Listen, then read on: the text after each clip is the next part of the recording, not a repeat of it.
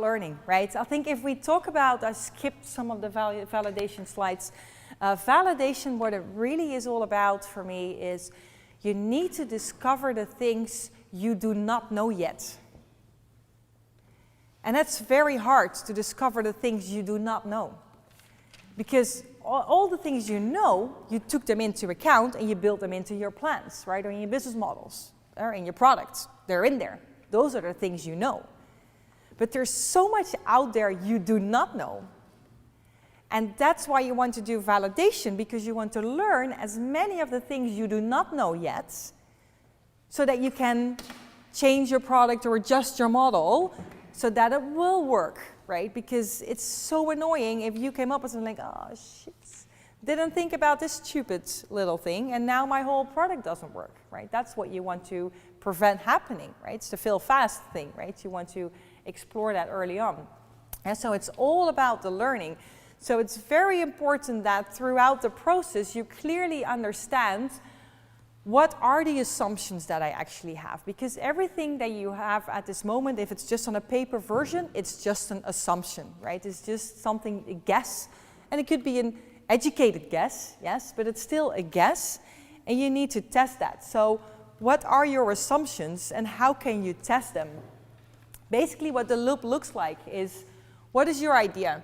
And you can put that in a canvas, you can put that in a value proposition, you can put that in a prototype. What needs to be true for the idea to work?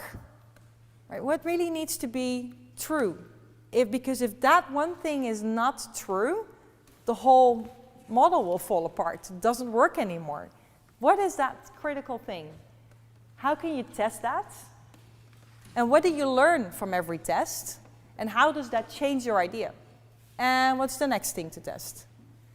This is the cycle of validation. It's the build, measure, learn, a continuous cycle. Not only about your products, but really about your whole model and how things work. As we just had an espresso example, the product was working, but the model was not working. And so there are many elements in there that you need to test. And so it's all about this cycle. And especially, how do the insights change your idea? Make sure that you actually have a place that you can change things, that you can keep it. You can keep that whole loop. And again, I'm going to shift. And of course, the only way how to learn these kind of things is get out of the building. Only option, right? You cannot learn by sitting behind your computer. That's not what you can learn. It's get out of the building. And when you go out to your customers, typically watch first, then ask. A lot of the time, I mean, we love our own idea, right? That's why you came up with it, and you believe in it, right? And you should. But it's about watch first, then ask. Remember the milkshake. When they started to ask their customers, how do you want us to improve the milkshake? No impact on sales. But when they started to watch, the observation, like really counting how many people are walking in this restaurant and what time, what are they wearing, are they on their own or not, that's the observation part. That's what gave them the real valuable information. So always, if possible, start with observation. What can you actually see? Can you sit somewhere in a corner and just watch how people are actually doing it? And when you're having interviews with people, try to look for the needs and not for the solution. And also that is very hard because we're solution-oriented people. Like, hey, I have a solution for you. Cool, right?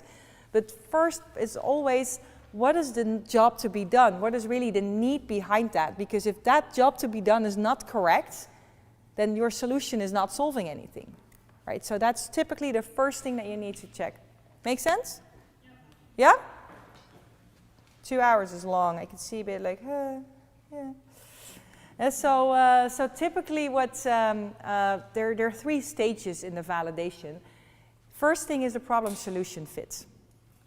If that doesn't exist, well, you can stop your product, right? Because there needs to be product-solution fit.